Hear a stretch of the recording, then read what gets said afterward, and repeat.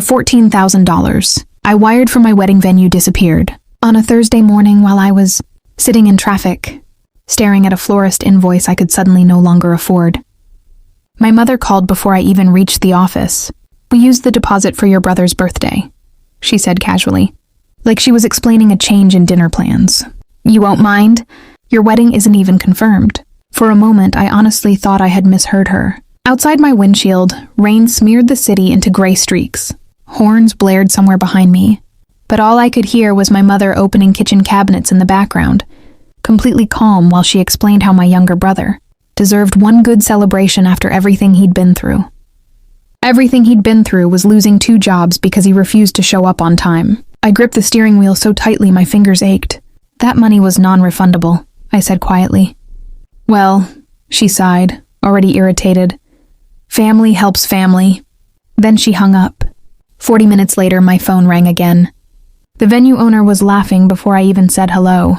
"Did you know," she asked, warm amusement in her voice, "that I went to university with you?" I froze. Maya Sinclair, 3 rows ahead of me in business law. Sharp eyes, perfect grades, the only person who ever beat me in negotiations class.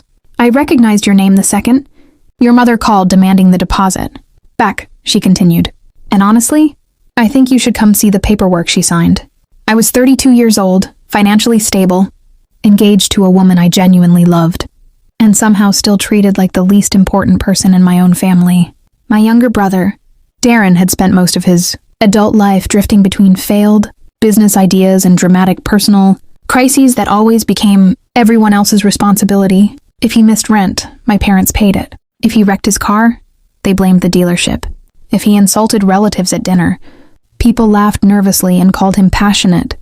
Meanwhile, I became useful. Useful children don't get celebrated. They get assigned. By 23, I was helping with mortgage payments. By 26, I was covering medical bills my parents never fully repaid. Every achievement in my life arrived quietly, because someone else's emergency always took center stage. When I got engaged to Claire, my mother's first response wasn't congratulations. It was, try not to make the wedding too expensive. Darren's still figuring things out. I remember standing there, holding the ring receipt in my pocket, while she asked if my brother could temporarily move into the condo I had just bought. That was the rhythm of my family. Darren wanted, and people rearranged themselves around him, including me. The dangerous thing about being dependable for too long is that people stop seeing your sacrifices as gifts. They start seeing them as access. After the venue incident, I stopped arguing with my family altogether. That seemed to confuse them more than anger ever had. My mother continued sending me flour, arrangements for Darren's birthday party as if nothing unusual had happened. Gold table runners, imported whiskey towers, a custom ice sculpture shaped like his initials. Each message ended with the same soft little dagger. "You understand, right?"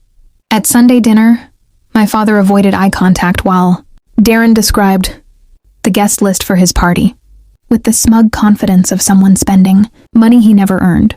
"Booked a live band too," he said, cutting into steak. "Mom said your venue deposit covered most of it." Claire's hand tightened slightly under the table. I noticed everything after that. The way my mother refilled Darren's wine glass first. The quick silence whenever wedding plans came up.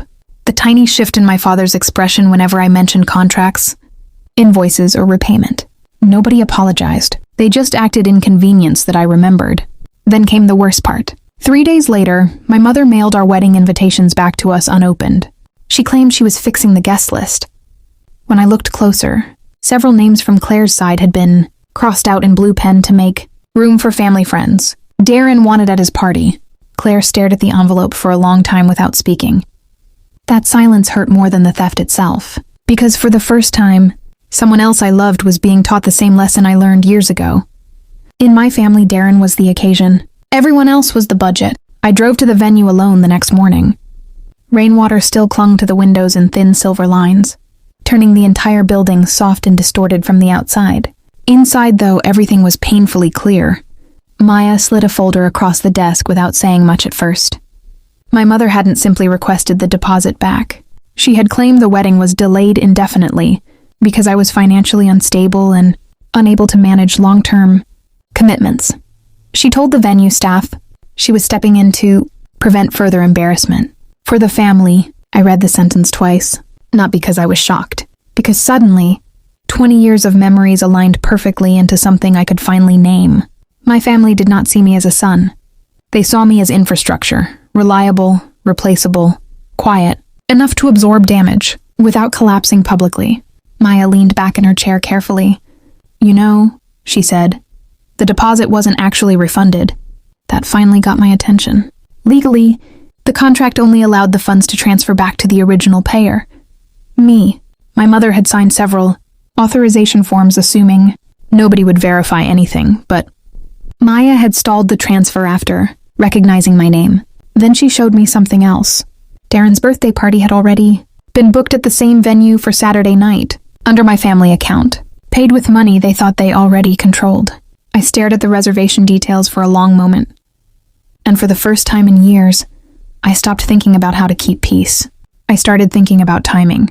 I didn't cancel Darren's party. That would have been loud, emotional, and easy for my family to twist into cruelty. Instead, I spent the next 48 hours quietly reviewing every document connected to the venue contract while Maya walked me through the legal language over coffee in her office. In university, negotiation law had been my best subject.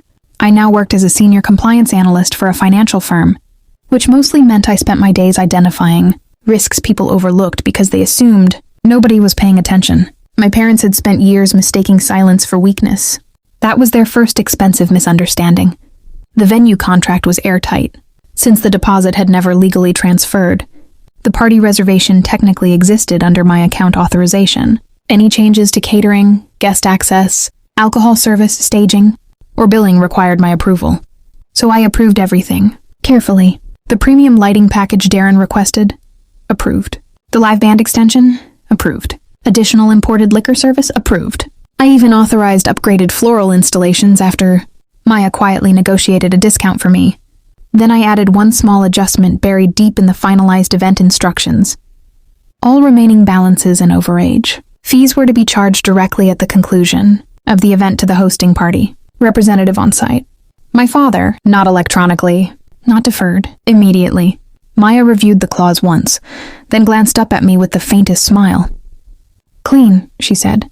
That was the word I wanted. Not revenge that screamed. Revenge that documented itself. Darren's birthday party looked beautiful.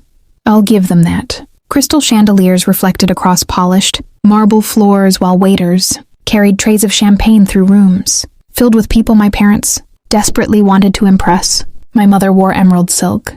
My father laughed louder than usual. Darren moved through the crowd like a celebrity who had finally become convinced of his own mythology. And the entire night, nobody realized I was there.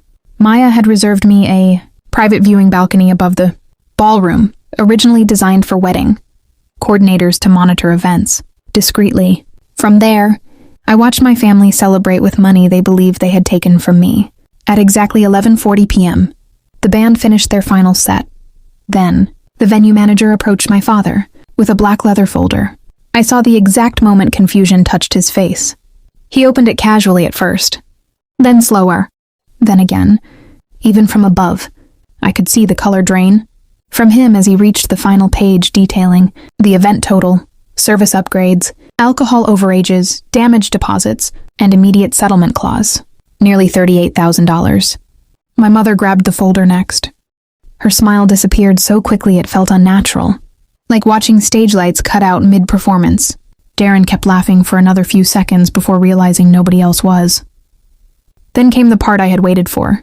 The venue manager calmly explained that the original wedding deposit had never been theirs to access. Legally, every additional expense authorized afterward remained fully enforceable.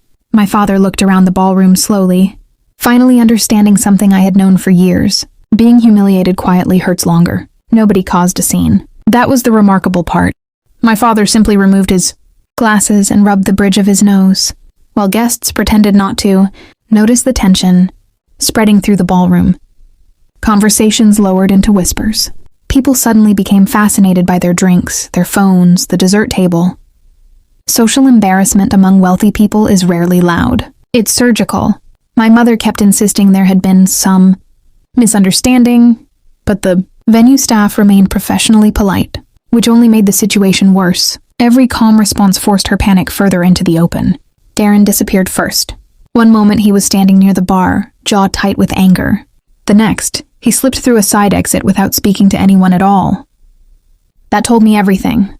For once, he couldn't charm his way out of consequences, because the problem wasn't emotional anymore. It was documented, signed, itemized. Claire stood beside me on the balcony in silence after most guests left. "You could have destroyed them publicly," she said quietly.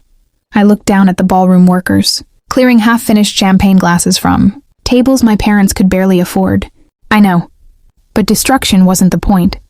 People like my parents survive conflict by rewriting it later. They minimize, distort, reposition themselves as victims. Quiet accountability is harder to escape because there's no dramatic moment to hide inside, just facts.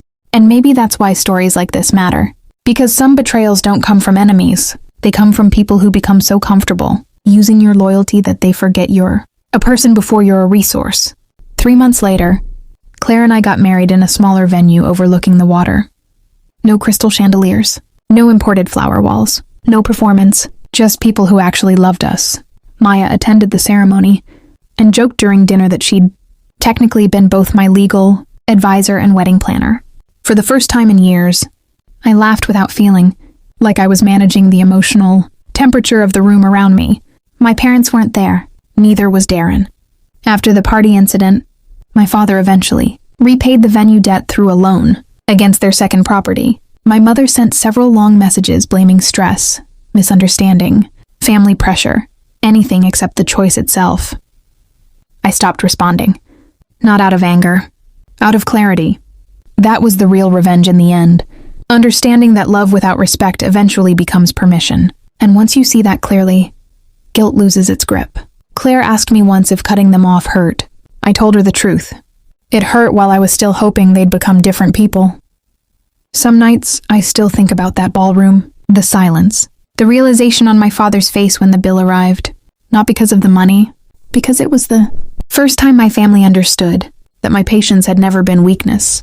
It had been restraint.